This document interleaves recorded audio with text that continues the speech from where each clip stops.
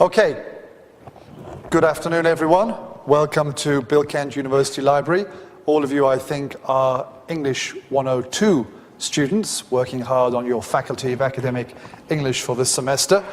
We are here today to introduce to you, in some cases for the first time, but I hope not about everything for the first time, ways in which the library can help you in your course.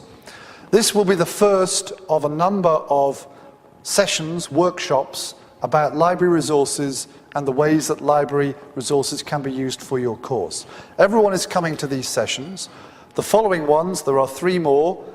Just some sections will be chosen, and I'm not sure exactly if it'll be you, it may not be your sections, but everyone else is welcome to join. So you will see an advert, I hope, about the session, and we will tell you what we're doing in the later sessions, and you can join us. For example, how to do searching, or problems of plagiarism. If you say, oh, that might be useful for me, you can come and you can join the group, okay?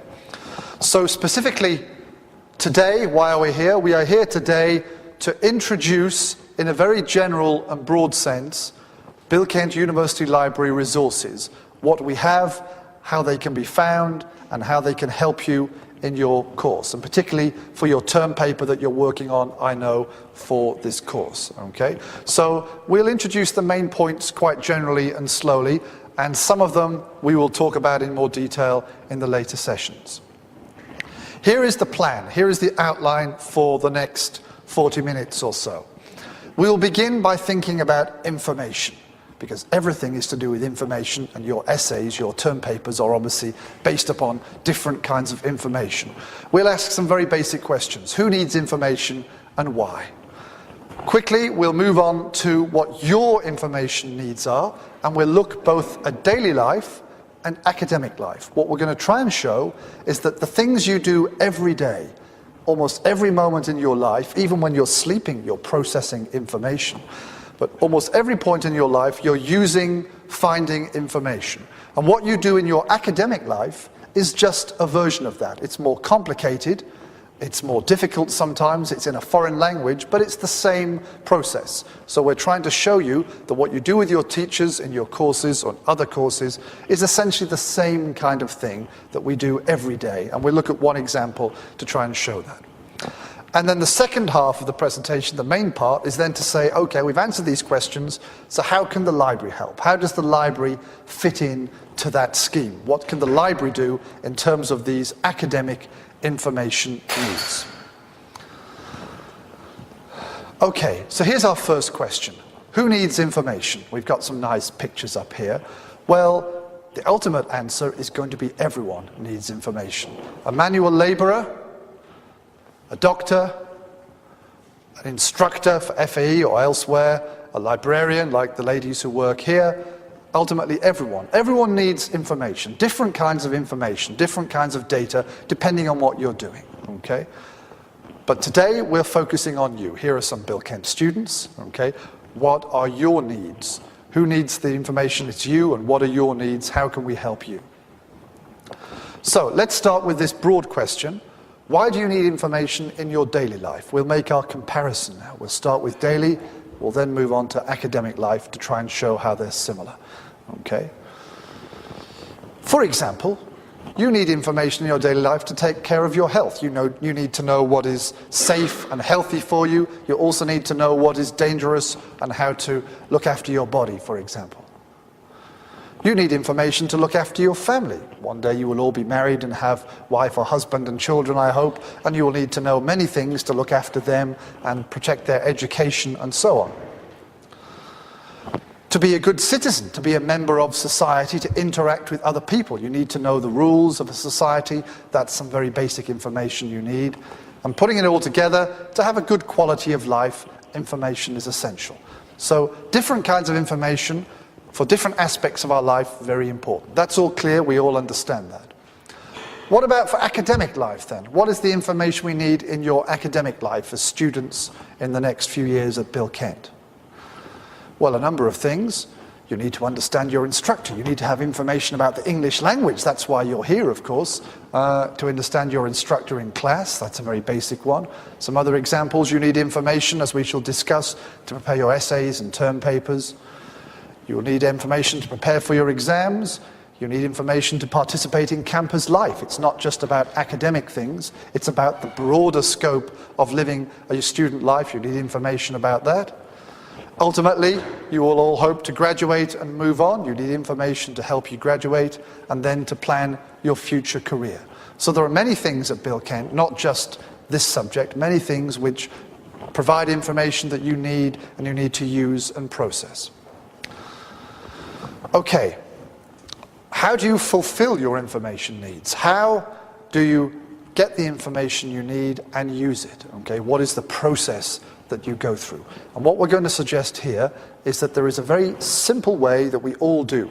Daily life and academic life, we use and find information, and so we shall make our comparison even more.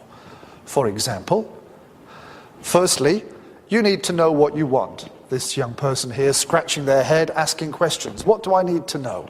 Okay, what are my problems? What is the thing I need to solve? What is the question in my essay? What is the issue about health or whatever it is? You need to have some idea of the problem. Then you need to find information that you can use to solve that problem or those questions, whatever it is. Okay? And these days, of course, there's a lot of information out there in the world, a lot more information than there was when I was your age, so finding the information is a lot more difficult in some ways. And lastly, you've got your information, you're going to use it to answer your question. You need to process the information, whether it's on computer or by another way. Okay? So these are our 3 steps that we're going to look at. We've simplified things a little bit, but to show you the daily life and the academic life examples, we shall look at knowing what you want, finding your information, and then using your information. These are our 3 steps. Everything clear so far? Tamamma? Okay. Let me go back. Okay.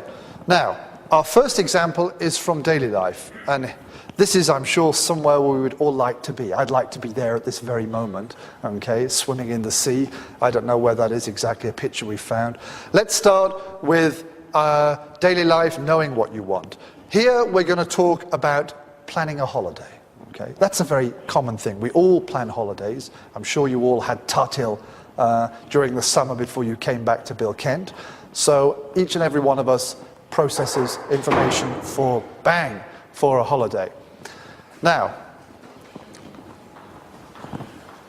what questions do you need to ask when you're planning a holiday? Anyone got any ideas? Anyone give me some thoughts?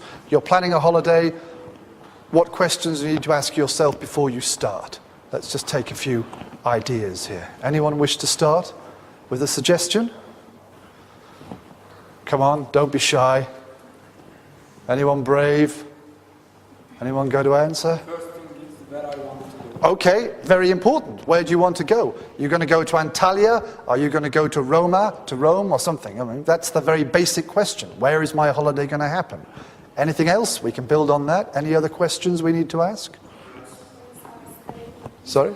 Okay, where will I stay? Okay, will you be in a little tent? Will you be in a hotel or something? Where will you be there? What kind of accommodation you have? These are very basic questions. We can, 1 or 2 more maybe. Any others? What is my budget? The cost, yes. Para, çok önemli. Okay. My wife is planning a holiday for us in Vienna soon, but we are having to be very careful about whether we can afford that trip during the Bayram and so on, so money is very important. Okay, so we've got a few questions, a few things you need to ask, and we've already prepared a little list that covers some of the same things. So here are some other examples. What kind of holiday? That's the kind of similar one we asked there. Okay, how many days? Is it going to be 1 week? Is it going to be 1 month? How many people are going? Are you going on your own? Will you go with other people? How much does it cost? That was one of our examples. How do I get there? Do I fly? Am I taking Varan autobus or something? We don't know. So a list of questions, these and others, that you need to have in your head when you begin to plan your holiday. The next stage is finding your information. Okay, how do we actually find the information that we want? How can we answer those questions? Any ideas now? If I'm planning my holiday in Vienna, where will I go to get the information I need? Travel agents, that's one. We've got this very happy young man here waiting for us with his sunglasses. He's ready to book the whole thing for us. That's great. That cuts a lot of the work out for me. What else can we do? Internet, okay, that came up a little bit there, we'll see it again. Most of us do a lot of things on the internet. You can book your flight, you can even book your hotels these days on the internet and so on. So here are a number of ways, and let's just say what we've got on our list.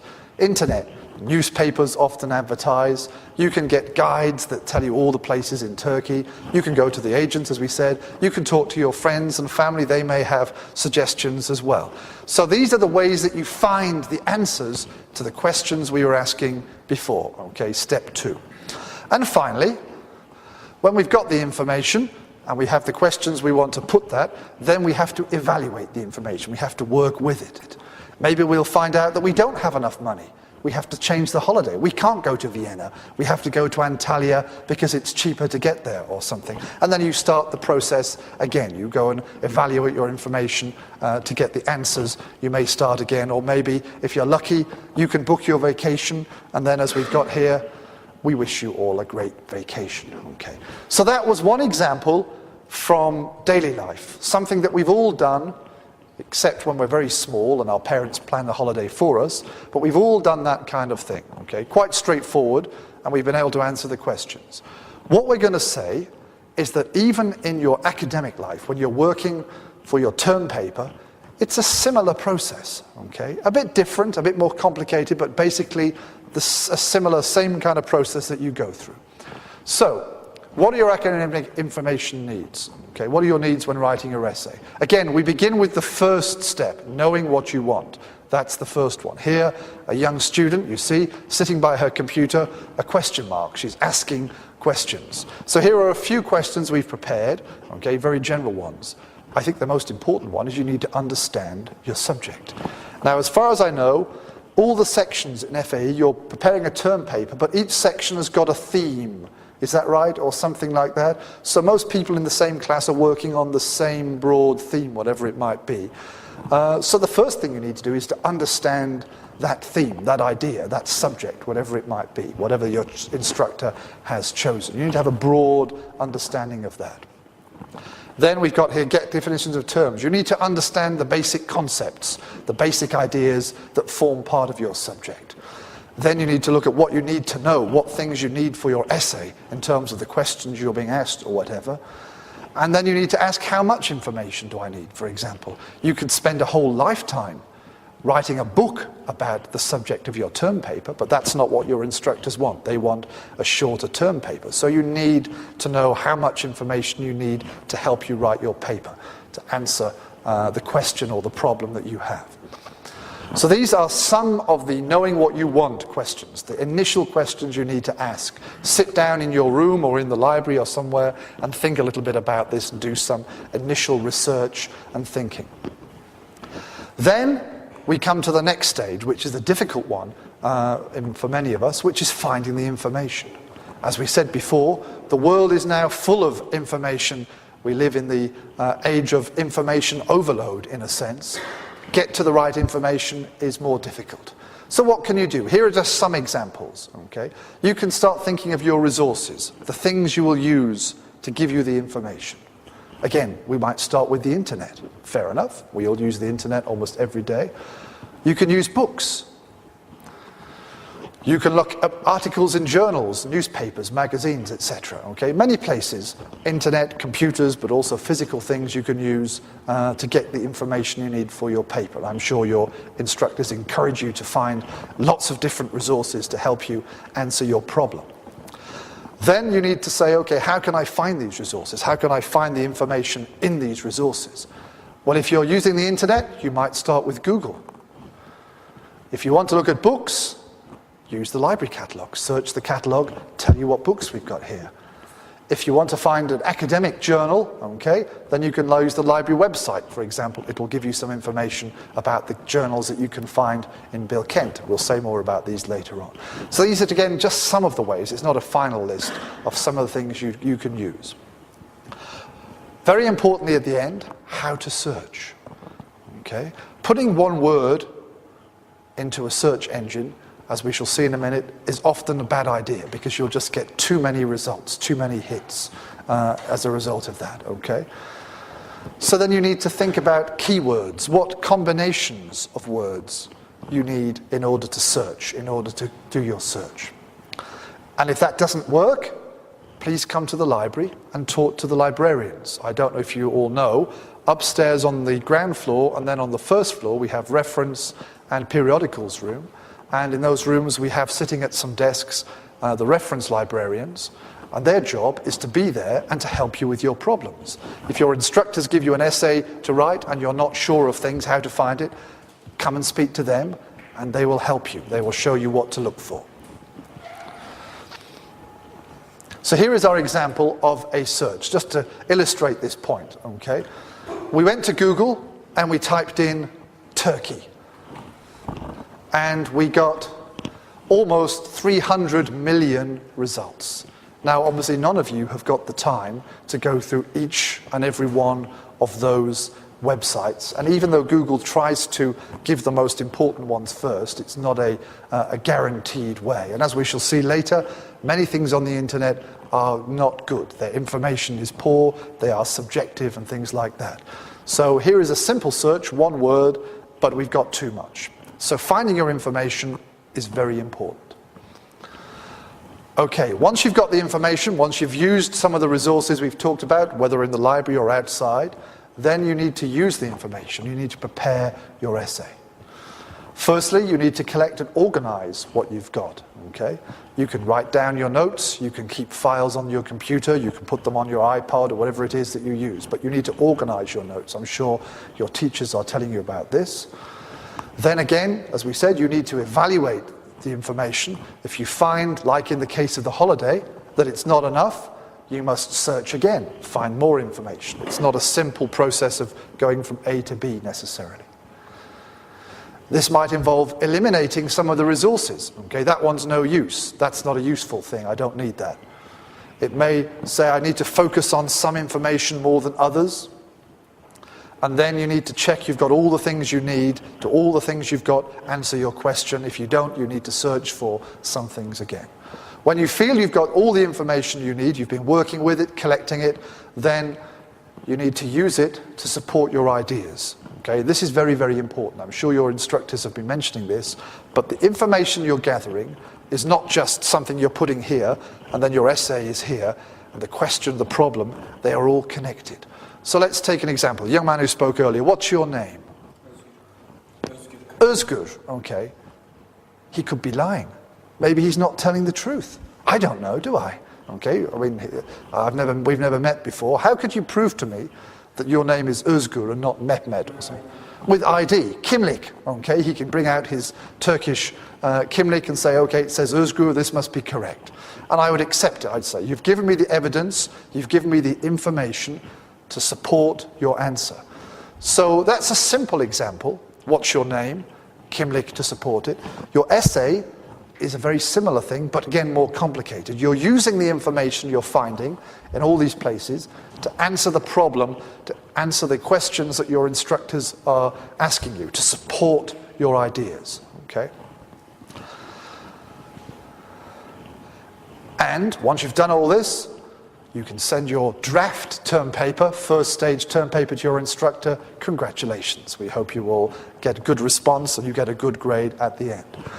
So what you see, we've been trying to make this comparison between the process of a holiday, of a daily life example, with the process of doing your paper.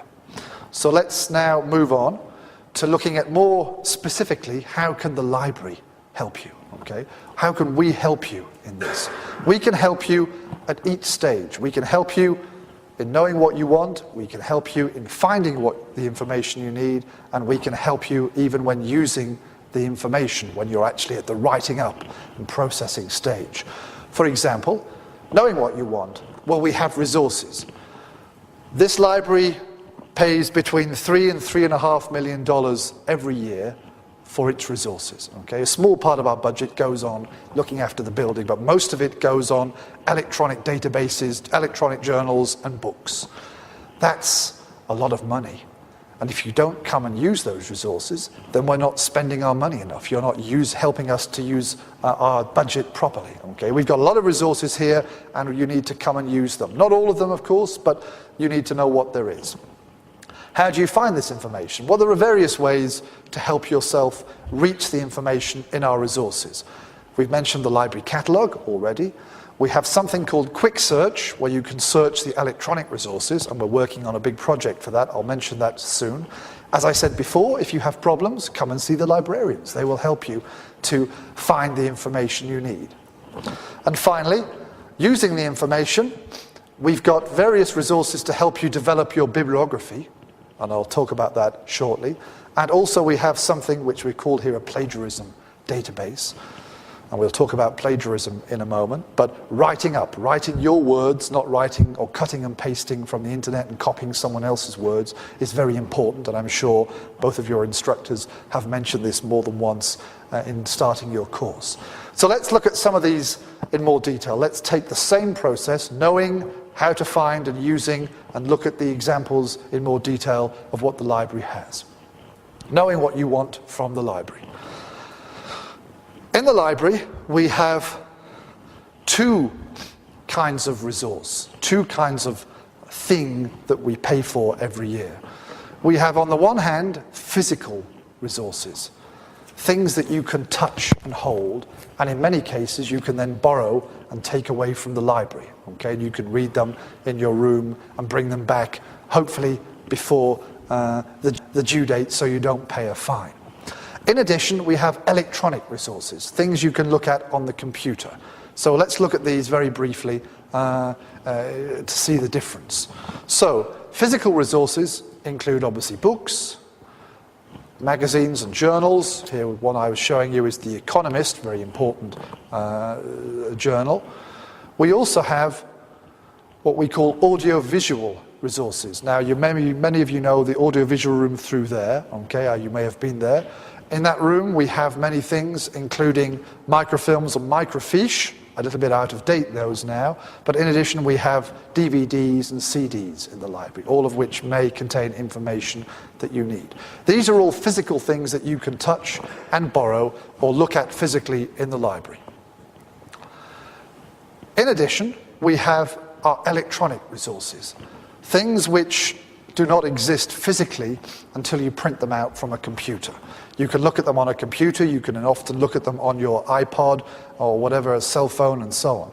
These include examples of electronic books. This is in fact meant to be a computer screen. The guy is pulling a book out of the screen there. They're not physical, of course.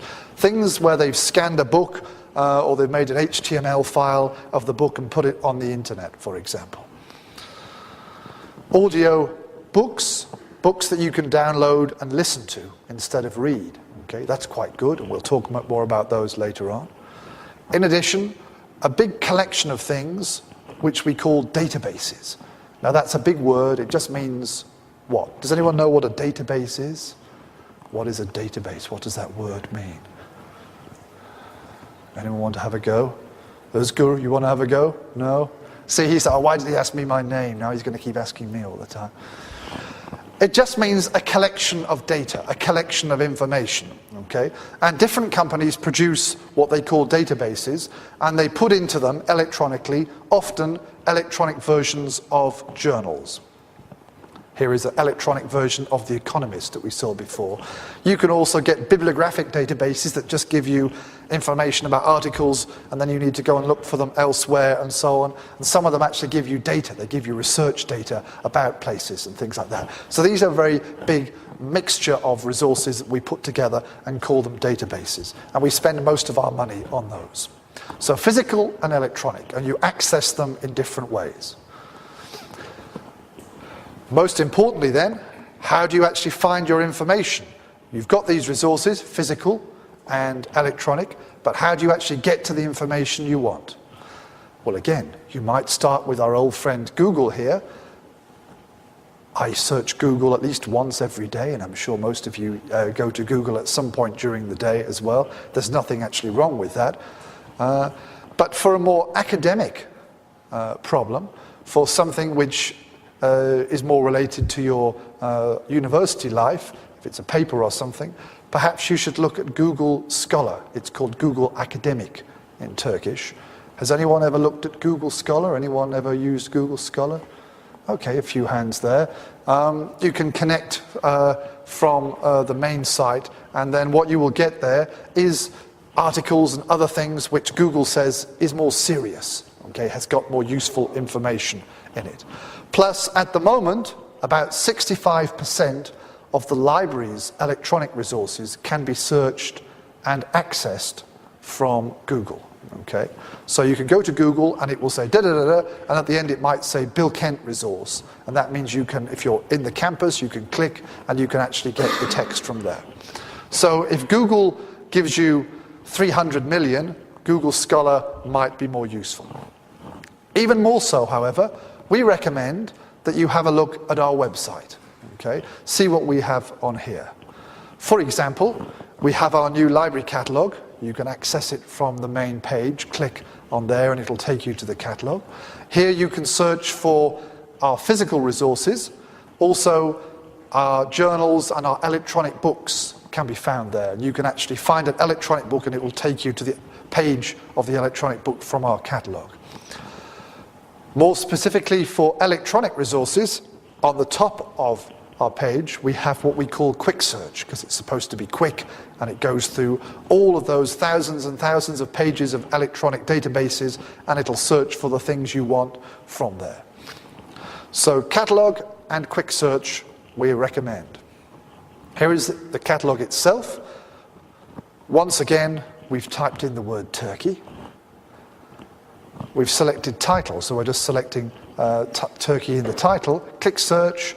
And then we get, I don't know how many results we got here, not listed. Is it listed? No? Okay, but a lot of results. Yes, here we are. Almost 3,000. It's a lot less than Google, okay? The books and other things we have in the library, fewer than Google. Click on one of the titles, and then you will go to the page of the book. I'm sure most of you have done this. Look for the call number, and you can find it on the shelf. Many of the books, not all of them, many of the more recent books, especially the ones in English, will now have a little abstract telling you what's in the book, and maybe a breakdown of the contents, and that'll help you decide if it's useful before you even go and look for it. Here is our website, and again, for quick search, we've typed in Turkey, and from here we are taken to a series of results. Okay, some of them are articles in journals. This case, it's a country report published in the last year or so.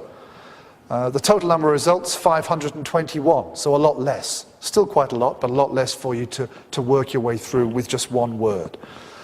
From here, you can click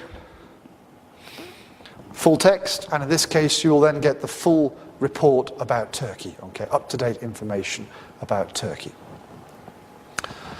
Okay, let's say a little bit more about those electronic databases I mentioned before. This is one of the biggest ones that we subscribe to, that we provide access to, EBSCO Host. Has anyone in the room ever used EBSCO for any of your work? Okay, just the gentleman there, okay. Anyone else? Someone here, a few, okay, but not many of you. Lurking, hidden in there, is lots of information, lots of useful information that we think you might find beneficial for your essays. In addition, we have subscription to Science Direct. Okay, that's not just sciences, but largely it looks at the sciences and some social sciences as well. And also JSTOR, which especially focuses on humanities and social sciences. All of these are sitting there, accessible from our website, and they will give you articles and other things that you can use to prepare your papers, okay? And they are, in most cases, serious and academic and useful. And we will have a later workshop where we will look at these databases, show you a little bit more about what's in them and how to search them and things like that. The quick search can search all of them in one big go. But the problem there is you get lots of results, 500 or more. If you know what you want and you can be more specific, you can go to one of these databases and you can search that one more on its own. Now, what you're all doing in this course is, of course, improving your academic English. You're improving your English for academic reading and academic writing. We can support you in this. The library can help you with another database which is called Overdrive Digital Library. Has anyone ever used this? Any one of you ever looked at this from our website again? Yok? I don't know. On this website, you can access electronic books, PDF versions of books, but in addition, you can get audio books, fiction and non-fiction, okay, and there are some videos as well, but especially the audio books. So when you're sitting on the bus going to Tunala or wherever it is, you can be listening to an audio book and practicing your English, okay?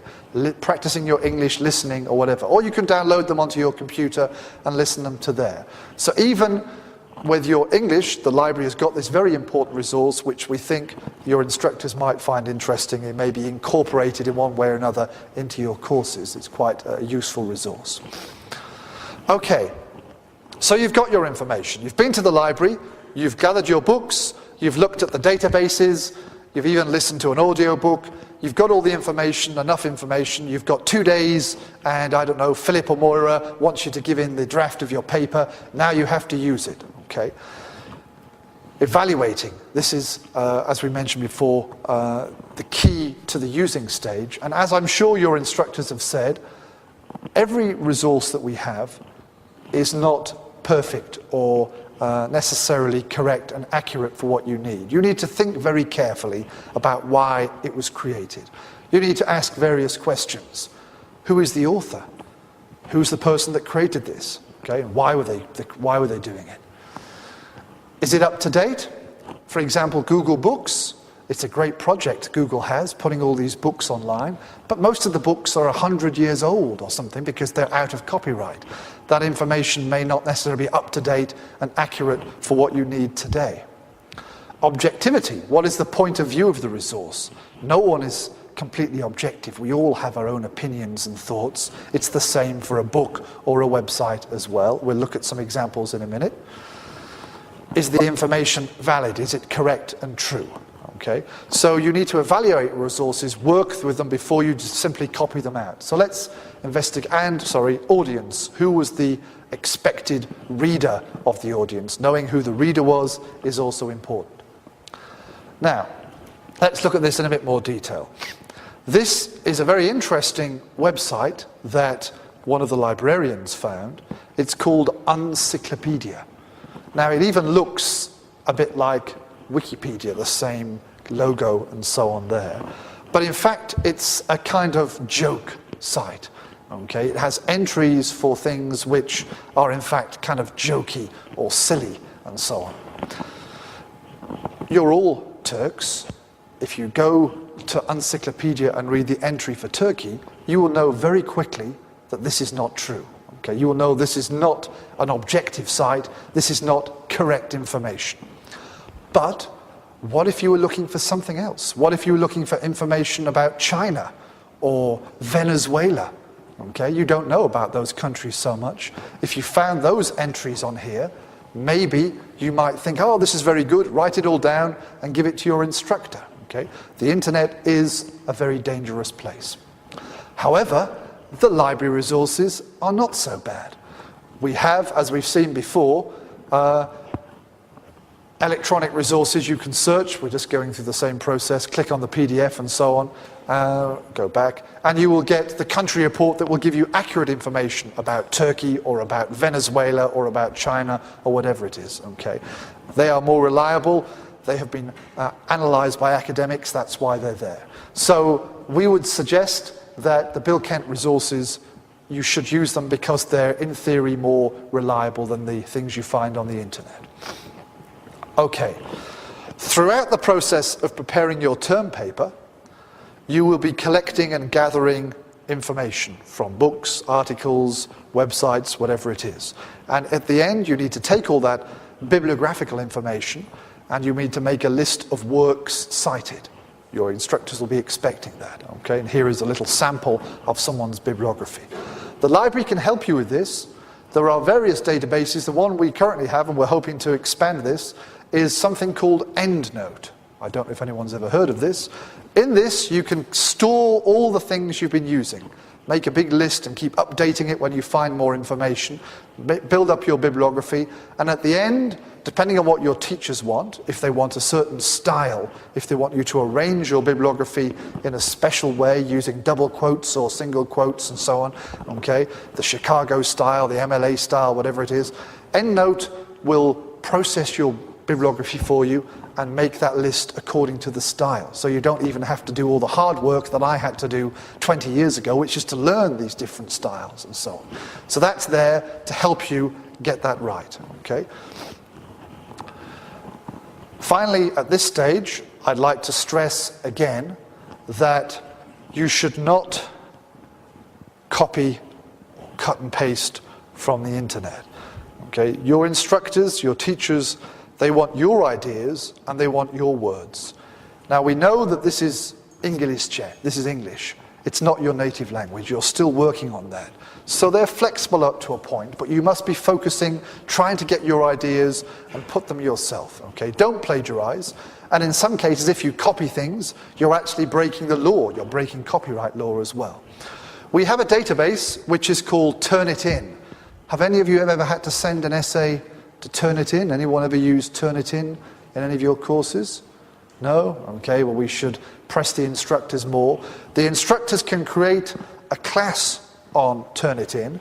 You send your essay and Turnitin analyzes sentence by sentence what you've got and decides whether you've copied it from the internet, from a database or whatever. Okay? And here is an example that we have here. This is a pretend example from their website. All of these highlighted areas, okay, are exactly word for word taken from the internet. And then they tell you where they come from. This one says Wikipedia here. This one says Science Direct and so on. The total, 81%. 81% of that person's essay was just copied from the internet, okay?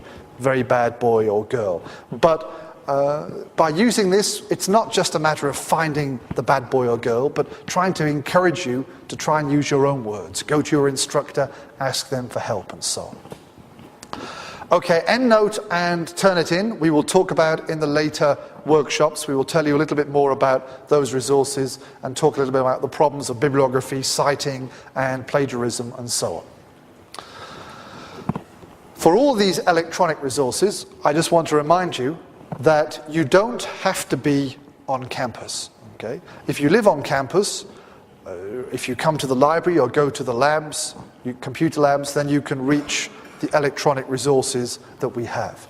If you live off campus, your computer will not automatically give you access to those information. But you can reach it by going to this website, Proxy Bilkent Edu TR, filling in your ID and so on, typing in this security code, and then you will become a virtual user on the network here, and you can access them from Bilkent or somewhere else in Turkey.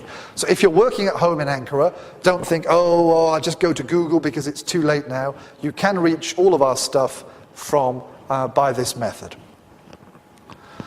Okay, so for your research, for your term paper, the resources we have in the library are better organized, we think, better processed. They have got a lot more information, valuable information in them. They are essentially free to you. You don't have to pay for anything while you're a student here. Okay, you have access as a member of university. And in addition, please remember, as I said, that the reference librarians upstairs are always ready to help you. So, what can we do? We can provide access to information resources, print and electronic, we've said. Good ones, reliable ones, okay? We can help you search for the right information. You can use a catalogue, you can use quick search. And then we can help you evaluate the information you find. You can process your bibliography, you can make sure you don't plagiarize and so on. At each of these stages, the library is here to help. It's not all boring academic stuff, however. The library is also a fun place. We are here to be fun as well. A few examples you may or may not know about. You can borrow DVDs, you can also watch movies in the library. Okay, small groups can watch them in rooms here or individually. You know about our cafe upstairs. You can come and have a sandwich or drink in the cafe if you're working hard here. In the art gallery where we are now, we have paintings We have lectures, we also have musical performances that occur here. If you want to check the latest news, we have newspaper room right on the top of this building that has newspapers and current magazines that you can have a look at. And once a year during Mayfest, next semester, the library has a special event called Treasure Hunt where you can participate and hopefully be the winner and get a little prize at the end. So the library isn't all boring academic stuff. We are trying to be a little bit of fun as well. And finally, to keep up to date, to find out what we're doing, to know about changes to the catalogue or to hear about the treasure hunt, we have a number of ways to contact members of the university. We send emails out, okay, and if it says library announcement, don't just delete it, please read it because it might have something useful on there, okay. We now have a Facebook page. Who uses Facebook? Any Facebook users here? I have a Facebook account. Anyone? Facebook? Don't be shy. Lots and lots of people in. Yeah, okay. If you're not a friend already, become a friend. Then maybe once a week you'll get little announcements posted saying the library's doing this or that or whatever. We have 3 or 4 times a semester, we have a little article in Bilkent News that tells you about things that are going on. We shall have one, I hope, next week. And then 2 or 3 times in the year, we print a little newsletter in Turkish and English to tell you about what we have been doing and what we've been, and a little bit more about the library and so on. Okay, thank you very much. You can reach us, you can reach the reference librarians, I should say more specifically, by this email. If you have any problems, you're not actually on campus, send an email, say, I can't find this thing, can you help? And they will try and give you some help. You can even call them up and so on, okay? And lastly, do we have any questions? Anything not clear? Yik yak yok? No? Okay, thank you very much for listening then. Let me just reiterate, let me just say again, this was a little introduction. Some of the things you know about, some of the things you haven't heard about before. We should be looking at many of these things in later workshops.